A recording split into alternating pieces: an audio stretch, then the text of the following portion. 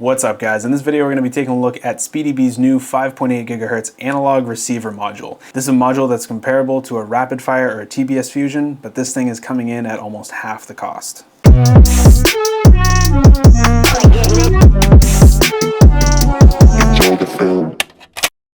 Alright, so I didn't film an unboxing for this, but in the box you get the module itself and it comes in this little Speedybee plastic cover. This unfortunately doesn't fit the Orca goggles. They did include these 3D printed adapters for the Orcas, so I'm going to be using that. This kit right here with the antennas is $110, and then if you get it without the antennas, just the module itself is $90. So significantly cheaper than a Rapidfire module. I'm mainly curious how this one's going to stack up to the Rapidfire. So let's take a look at these side by side. As you can see, it's the same exact size as the Rapidfire module. You've got two SMA connectors on this side for diversity antennas. When I do my testing, I'm going to be using the antennas that came with mine for the Speedybee module, and then on the Rapidfire module I'm going to be using some other antennas that I have. But looking at these two, they're pretty much the exact same size. We've got a standard little screen on here to help you navigate the menu. Honestly, this is something that I never use on my Rapidfire module since all the settings you're gonna see in the goggles when you're changing them, but it is definitely good to have. And you have a little 5-way button right here that clicks down, and you can click up, down, left, and right. Over on this side, we have a USB micro that will be used for any future firmware updates. And then on this side, we have our pins that are gonna plug into the bay on our goggles. Of the modules out there, I think the most well-known is the Rapidfire, so that's what I'm going to be putting this one up against. There are a handful of other modules, but I haven't tested those ones. I know that TBS has the Fusion, Foxeer has their Wildfire module, and then there's the Rapidfire. Rapidfire is the most well-known and the most expensive. This thing costs like 160, 150 bucks, I think, and the TBS Fusion is like 130. And then the Foxeer and this Speedybee module are both selling for around 90 bucks. So let's plug this into my goggles and we'll quickly go through the settings. They included these little TPU cases. I don't really feel like fumbling that right now. I kind of want to just go through and show you guys all the settings. So let's power on these goggles. Actually, you know what? Now's a good time to mention this thing. This is a BEC board that converts XT60 to USB-C.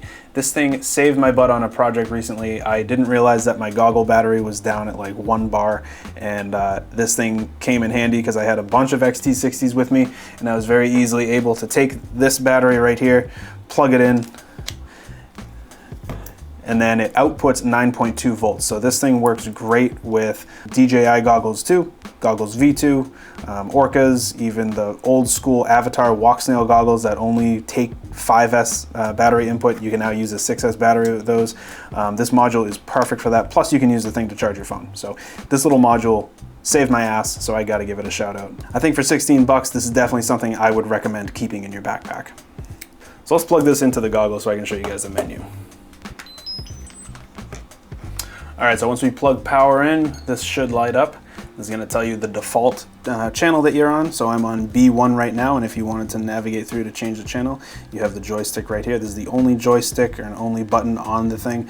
So we'll navigate this. Oops, I guess I should put the case on, but whatever, dude. I'm gonna hold this.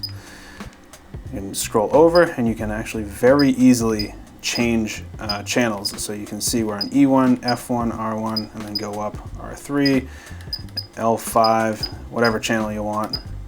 There you go. So to get into the menu system, all you gotta do is click it down, and then scrolling over, we have channel lock. If that's the only channel you use, you can lock the channel right there. Band scan, this is gonna scan to see what channel the video feed is on. Finder, this will help you find your drone. If you lose it, you can just click find, and it's gonna search the video channels to find the video signal. It's gonna kinda get higher or lower depending on where you are in relation to the drone. RSSI OSD, next to that we have audio out, calibration, and match. Pretty straightforward. These are the exact same settings I'm pretty sure that are on my Rapidfire module. So I'm going to be doing a fairly simple test with these. We're going to be doing 2 separate test flights. I'm going to be doing the same exact route, and I'm actually going to be using the budget build for this. And that video transmitter is set to 300 milliwatts or 350 milliwatts. And I'm going to do the same route, and we're just going to see how the video image compares. The Speedybee module, I'm going to be using the antennas that they sent me. And then on the Rapidfire here, I'm going to be using the Orca patch antenna and then this Menace RC antenna.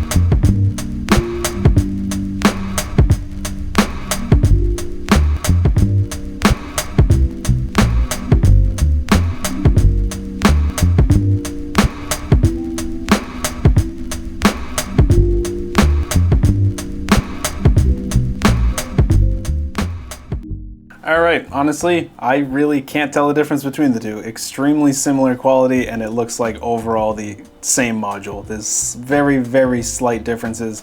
Overall, it seems like a solid module. As far as I'm concerned, it's pretty comparable to the Rapidfire and is almost half the price.